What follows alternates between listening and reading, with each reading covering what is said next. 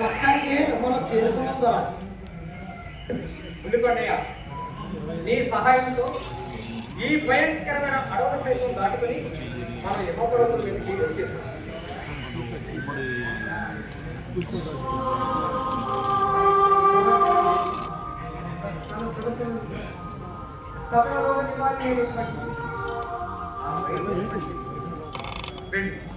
వెళ్ళి వెంటనే ఆ పుష్పాన్ని తీసుకుందాం.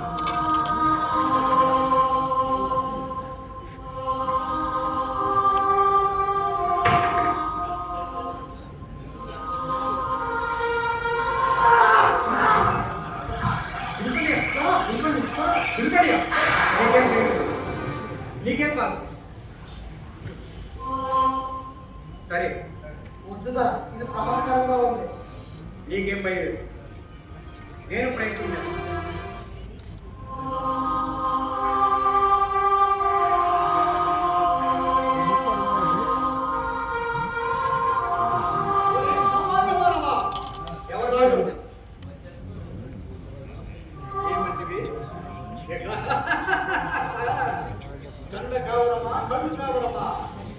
మా సామ్రాజ్యముల వేగి మమ్మల్ని ఎవరైనా నడుచుకుంటేవా?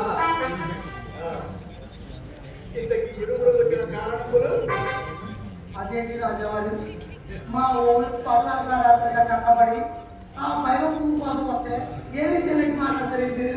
ఒరే అసికా మరి నీవు నోరు మొయ్యు.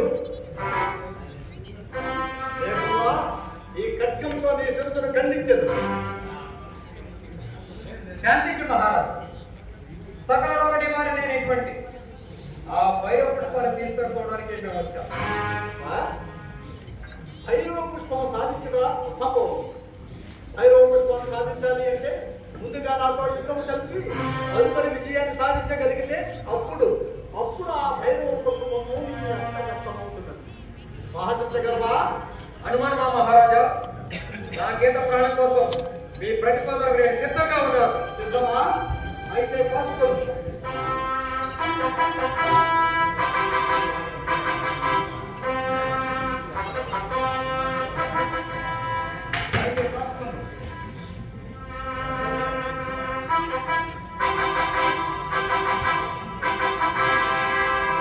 ഇടം ചെയ്യാം ലെഫ്റ്റ് കണ്ടോ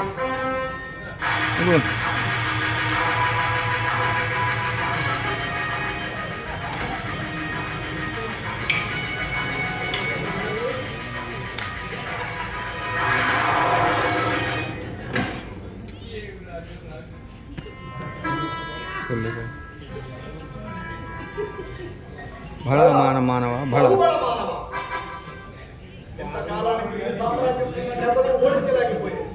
నీవు ఓడించగలిగావంటే ఒక ముఖ్యమైన కారణం, ఒక బలమైన కారణం. ఏమిటి మహారాజా? నువ్వు కారణం చెప్పు. పవిత్ర శ్రీలింగ దేశమున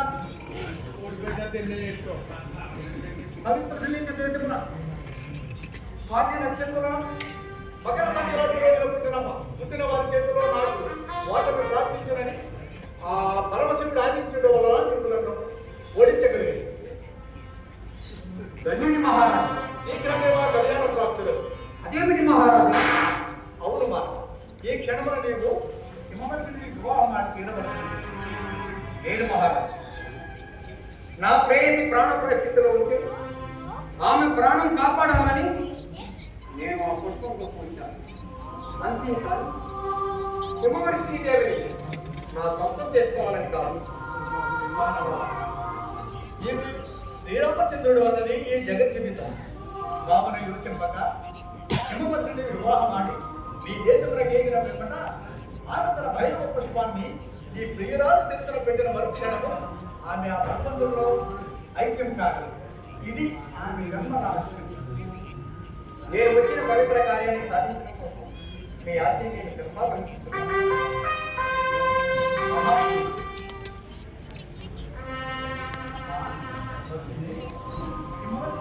హిమవర్షిణి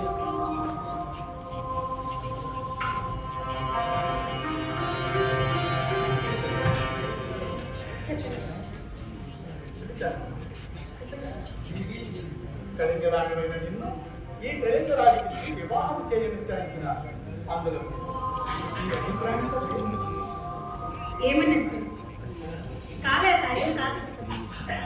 మీ అమృత ఆజ్ఞే మాకు శిరోధాయ సదా సర్వసమ్మతి.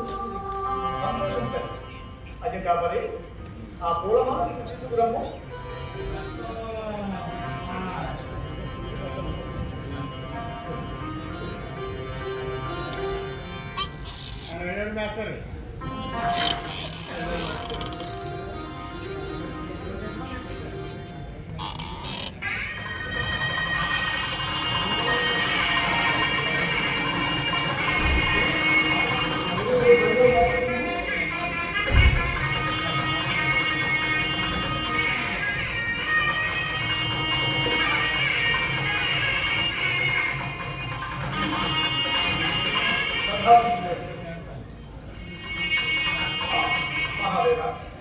ఈ 3 దినములు ఇచ్చోడనే గడిపి తదుపరి మీ దేశంలో చేయదు.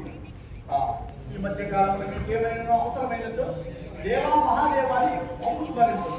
అది కాబట్టి నీవును మాతో పాటు విశ్రమించుము. అదేంటి ఇంత రాత్రిపూట నిగిష్టపోయేది ఈ బయటలో అటులనా పండ్లు పోసుకొని దేవా మహాదేవాన్ని వంశస్మరించు. మరుక్షణము నీవు కైలాస పట్టణములకు చేరుకుంటు. వెలుపండియా, నాకు ఎంతో సహాయం చేశావు. నేనేది జన్మలో మర్చిపోలేదు. అదే కాబట్టి ఆలస్యము చేయకుము. దేవ మహాదేవ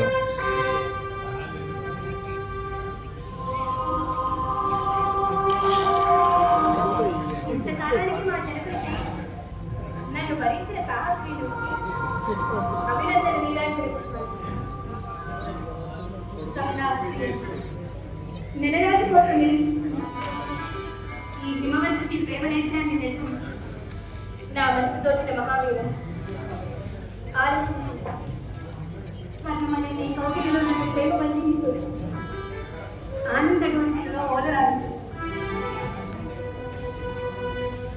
ఇంతటి అపూర్వ సౌందర్యం దేవతా పుత్రిక నేను భక్తుని కావాలా నా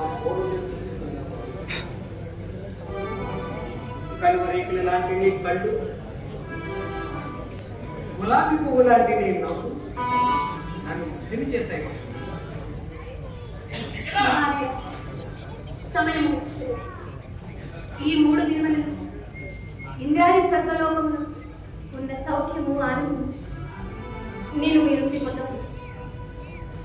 శ్రీలింగ రాజశేఖరుడు ఈ కలింగ ఇవ్వడానికి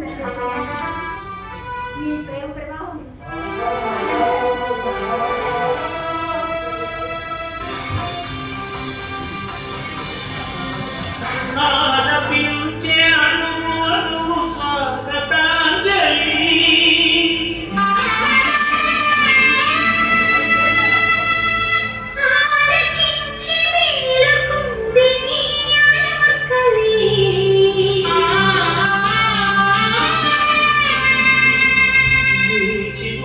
బలంలోగే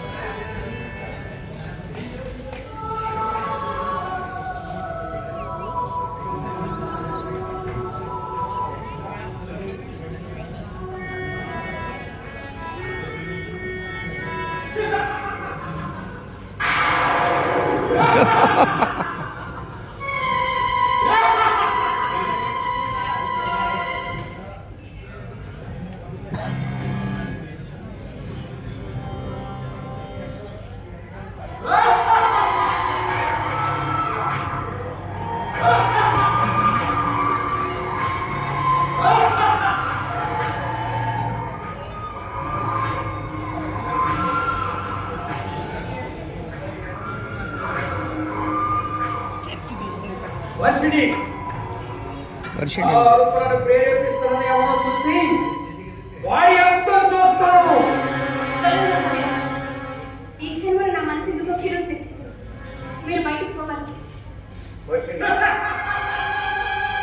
సర్వశక్తి సంపన్నుడైన యమవంతరాజు పుత్రుడు ఏంటి ఇదే నా మాట. నాకేం కాదు, చూస్తూ ఉండు, వాడిని సంహరించి వస్తాను.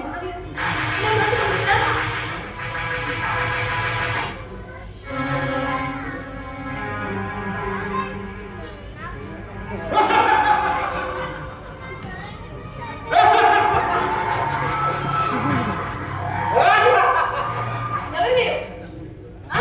మార్గాత మాయల మార్గాత అయితే ఏం చేయాలని వచ్చారు? నిన్ను ఏమీ చేయను వర్షిణి. సకల రోగ నివారణ సంజీవని అయిన ఆ భైరవ పుష్పాన్ని నీ అమృత హస్తాలతో నాకు అర్పిస్తే మరుక్షణం ఇక్కడి నుంచి నిష్క్రమిస్తాను. అది అసంభవం. నా ఈ జీవితానికి పాటు ఈ భైరవ పుష్పాన్ని కూడా నా పతి అయిన అశోకవర్ధనుడికే సమర్పిస్తాను. అందరి దాని గురించి ఆశించక ఇక్కడ నుండి వెళ్ళిపో. వెళతాను. నా చిరకాల కోరిక ఆ పుష్పం. దాన్ని నా వశం చేసుకుని ఈ ప్రపంచంలోని సింహాసనం మీద సార్వభౌములుగా కూర్చుని సర్వ భూగోళాన్ని నా గుప్పిట్లో అది నీ తరం కాదు. మేము ఎవరికైతే ఈ పుష్పాన్ని బుద్ధిపూర్వకంగా సమర్పిస్తామో వాళ్ళకే సత్ఫలితాన్ని చూపిస్తుంది, లేదా వారి పతనాన్ని చూస్తుంది. ఏమంటివే వర్షిణి? దౌర్జన్యంగా దాన్ని సాధించగలిస్తే నా పతనాన్నే చూస్తున్నట్టావా? అయితే చూడు, ఇప్పుడే దాన్ని నా వశం చేసుకుంటాను.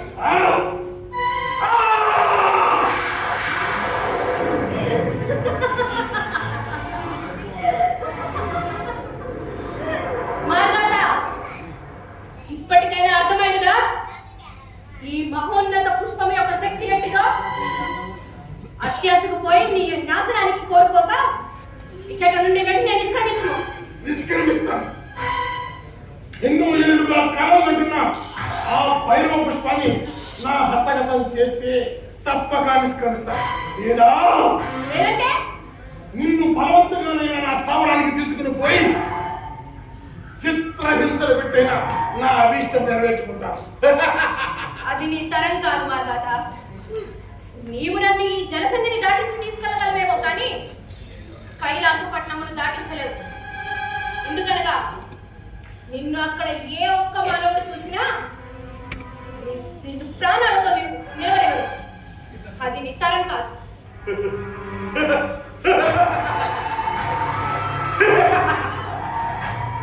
ఈ మాయా మార్గాలు ఎంత తక్కువగా అంచనా వేశావే హిమవర్షిని. హిమవంతుని పుత్రికలని అహంకారమా? చూడు, ఇప్పుడే నా మంత్రశక్తిని ఉపయోగించి నిన్ను మేకపిల్లగా మార్చి నేను అజకోపరి పుల్లి కొండగా మారి ఈ కైలాస పట్టణాన్ని దాటించి నా స్థావరానికి తీసుకుని పోతాను. ఓం హ్రీం క్రీం త్వంత త్వంత ప్రణయ ఆగి జంజాలమంతా ప్రయాణి హాం పట్.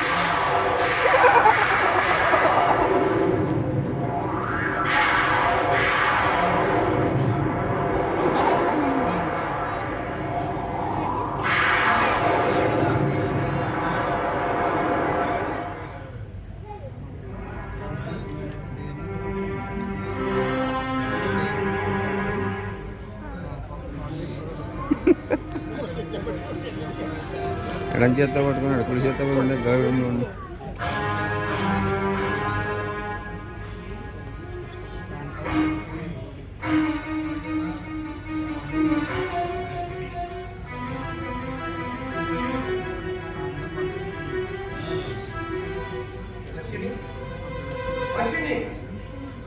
ఏమిటి దేవా మహాదేవా? దేవా మహాదేవ పిలిచాను మహాదేవ. మహారాజా ఇంతకు ముందు చెప్పండి, ఏవో అడుగులు వినిపించారు. అవి ఎక్కడి నుండి వస్తున్నది చూసి వచ్చేటప్పుడు హిమవర్షిని లేదు. భయపడకు మానవ. మాయల మార్ఘాతాను నగరూప రాక్షసుడు హిమవర్షిని దేవిని జమ్మూ దీపములకు కోల్పోయాడు. కావున నీవు యోచింపక ఆ మార్ఘాతను వధించి నీ హిమవర్షిని రక్షించుకో. జమ్ము ద్వీపానికి మార్పు ఇటు మహారాజా. చెప్తాను మానవ, జాగ్రత్తగా విను.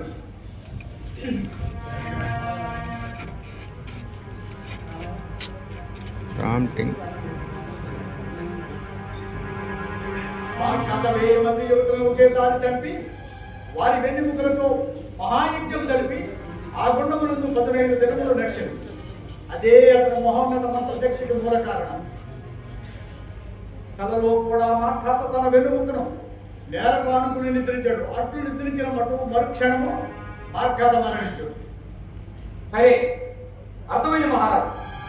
కానీ జమ్మూ ద్వీపానికి ఎలా వెళ్ళాలి మహారాజా? జమ్మూ దీపంలోకి నువ్వు చేరుకోవాలంటే నీ మనసును నన్ను స్మరింపు. దేవా మహాదేవుని నన్ను స్మరింపు. మరుక్షణము నీవు జమ్మూ ద్వీప ప్రాంతానికి చేరుకుందు. అర్థమైనదా? అర్థమైంది మహారాజా. దేవా మహాదేవ. దేవా మహాదేవ.